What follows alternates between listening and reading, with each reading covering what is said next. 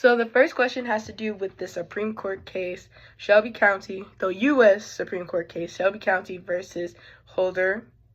And this case came about because there was some gerrymandering, not speculations, they did it. They did the gerrymandering thing in Shelby, Alabama, and it made it so that minority groups were not represented because of the way they drew the lines very well. And like there was only one African American councilman running at the time, and he lost his entire race because of the way they drew the lines.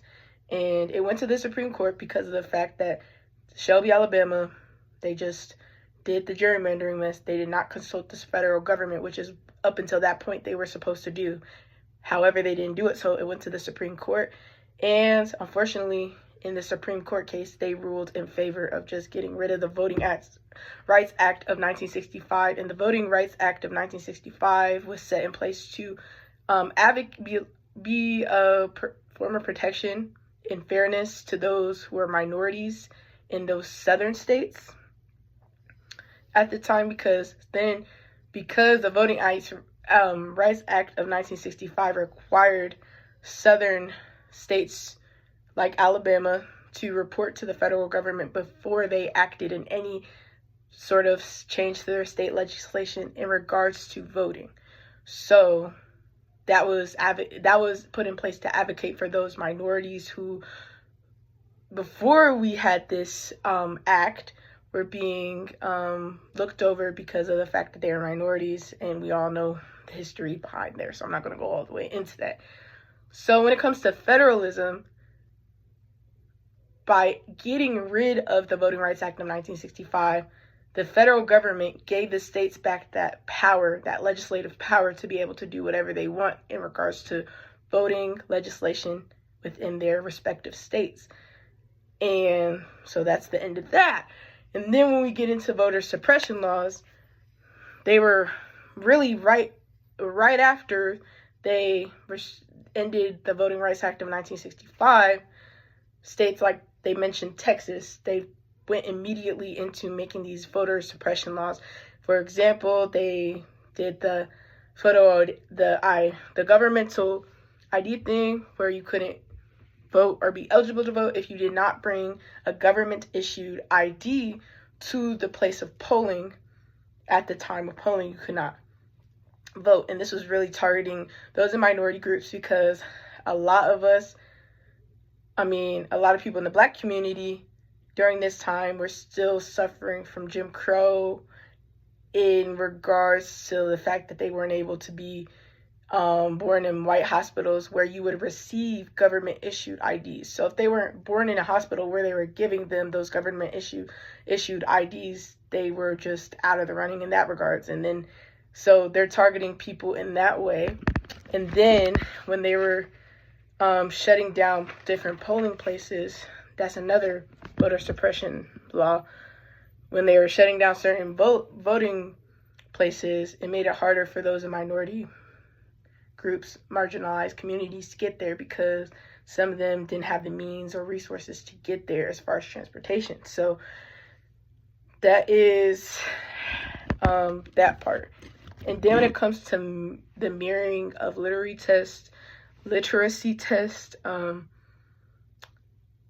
although literacy tests were explicitly racist, they were in the respect that most Black people during that time did not have the education to be able to pass them. And I mean, I guess they were really hard, so maybe not even the white people could have passed them, but so they were targeting them because they couldn't be educated because of the legacy of things like slavery and Jim Crow. We weren't getting the same education, so things like that. And then when it comes to the things I just mentioned, like with the voter ID laws and the polling closures, it's the same sort of thing, because minorities most of us aren't as equipped with those resources, like having a car, having the ID, because of the legacy of those same things, the legacy of slavery, the legacy of Jim Crow, the legacy of Black codes, which is a new term that I learned watching the documentary. So that's kind of how that's kind of everything I learned. So the next question has to do with the paradox of the voter fraud argument and Kemp's actions while he's been in office as governor, as well as some of the actions he's had during his time as Secretary of State. What he's done to whatever he's done, we're going to get into that.